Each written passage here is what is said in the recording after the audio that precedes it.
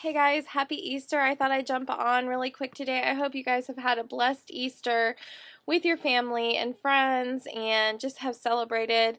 He's risen. He's risen indeed. He just gives us life in this world, and he gives us hope through his death and resurrection. So I pray that your Easter has just been a blessing to you like it's been to us. We got to celebrate it with family and just go to church, and just with the pandemic, we haven't been at church as often as we would like, and it was just very special to go today and worship. I have a special Easter book Mike got me for Easter, and I thought I'd share it with you before Easter's over. And this is called The Tale of Three Trees, and this is by Angela Hunt, illustrated by Tim Jonke, and it's just a very nice Easter / Christmas story that I thought would be appropriate for today. And it's a traditional folk tale. I haven't heard this one, but trees are so special to me. My name means a tree. We live with so many trees at our house, but they are just very special things. It says, for generations, the tale of three trees has been handed down from parents to children, retold in churches at Christmas and in Easter.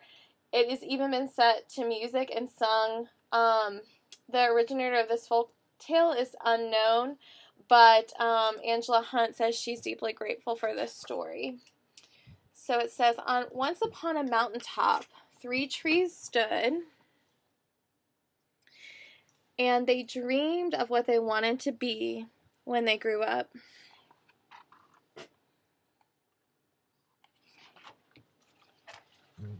The first little tree looked up at the stars twinkling like diamonds above him. I want to hold treasure, he said. I want to be covered with gold and filled with precious stones. I will be the most beautiful treasure chest in the world.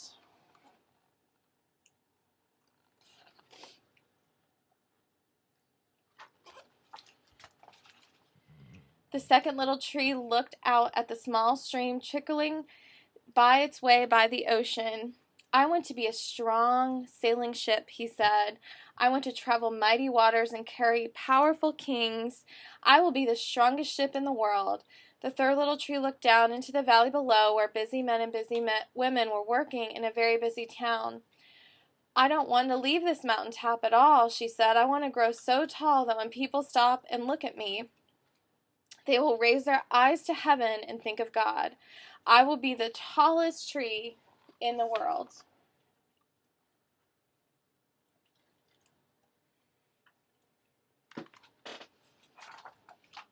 Years passed, the rains came, the sun shone, and the little trees grew very tall.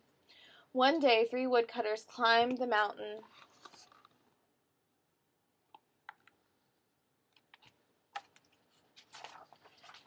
The first woodcutter looked at the first tree and said, "This tree is so beautiful. It's perfect for me." With a swoop of his shiny axe, the first tree fell. "Now I shall be made into a beautiful chest," thought the first tree. "I will hold wonderful treasure." The second woodcutter looked at the second tree and said, "This tree is strong. It is perfect for me." With a swoop of his shiny axe, the second tree fell. "Now I shall sail the mighty waters," thought the second tree. "I shall be a strong ship fit for kings." The third tree felt her heart sink when the last woodcutter looked her way. She stood straight and tall and pointed bravely to heaven, but the woodcutter never even looked up. "Any kind of tree will do for me," he muttered with a swoop of his shiny axe, and the third tree fell.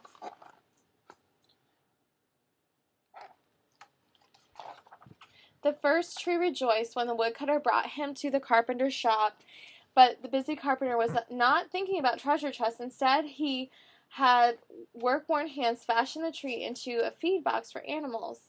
The once beautiful tree was not covered with gold or filled with treasure. He was coated with sawdust and filled with hay for hungry animals.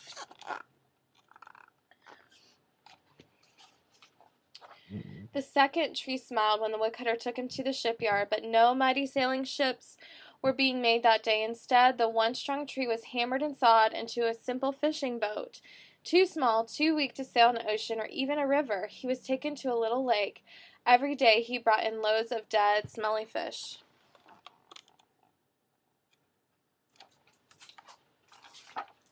The third tree was confused when the woodcutter took her into strong beams and left her in just a lumber yard. What happened? The once tall tree wondered. All I ever wanted to do was stay on the mountain top and point to God.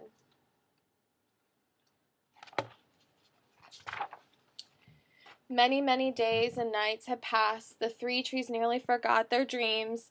But one night, golden starlight poured over the first tree as the young woman placed her newborn baby in the feed box. I wish I could make a cradle for him, her husband whispered.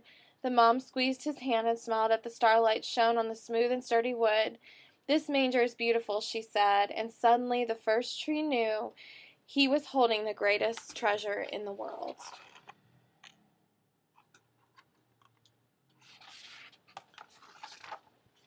One evening, a tired traveler and his friends crowded into an old fishing boat. The traveler fell asleep as the second tree quietly sailed onto the lake. Soon a thundering and thrashing storm arose. The little tree shuddered. He knew he did not have the strength to carry so many passengers safely through the wind and rain. The tired man awakened. He stood up, stretched out his hand, and said, "Peace." And the storm stopped as quickly as it had begun, and suddenly the second tree knew he was carrying the King of Heaven and earth.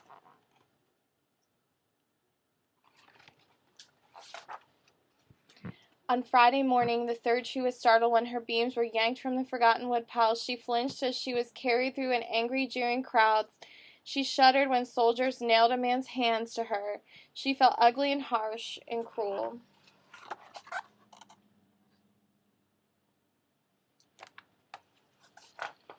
But on Sunday morning, when the sun rose and the earth trembled with joy beneath her, the third tree knew that God's love had changed everything. It had made the first tree beautiful. It had made the second tree strong. And every time people thought of the third tree, they would think of God.